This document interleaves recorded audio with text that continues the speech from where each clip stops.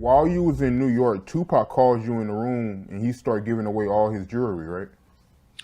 Yeah, Pac, the week that led up, the week prior to him, you know, returning to Allah, Pac was he was doing a lot of things that, it was strange. He was he bought these portable cameras when he was giving out in LA, he was making us take pictures.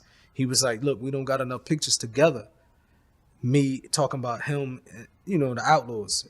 So we started just taking pictures around his house, random pictures. And then when he went to New York, he called me to his room.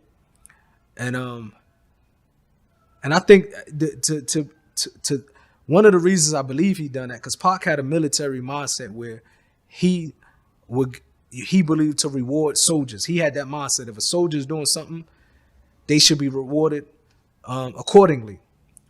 And before that, when we first walked into New York, I remember it was a tense situation. We was in Pac hotel room, like the day before he called me to his room to get the jewelry. We was in his room, and I was at the window. And for 30 minutes straight, I wasn't talking. I'm just looking down. And I think it shocked. Pac was like, what is this? Like, Pac looked at me like, what are you doing over there? Like, it's strange. You're just staring. You ain't saying nothing. And so Pac walked over to me. And he was like, what are you doing? I was like, look, you see the reflection on that car? It was a taxi park. I said, I'm watching everybody that walk in this hotel.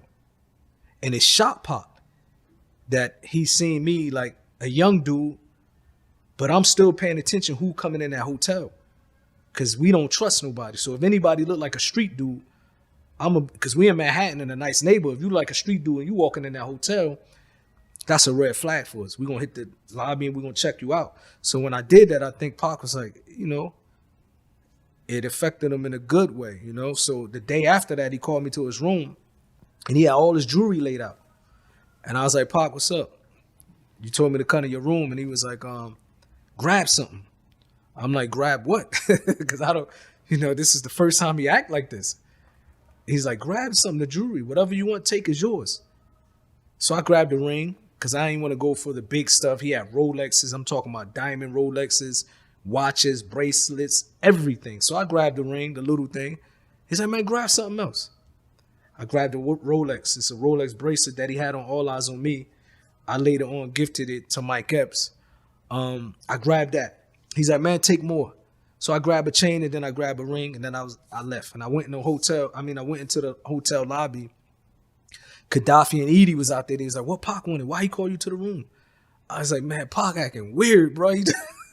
He just put all his jewelry down and told me to take his jewelry. And I was like, look. And I don't know if it was Edie or Gaddafi. I gave one of them the chain and one of them the ring, and I just kept the Rolex. A couple days later, he passed away.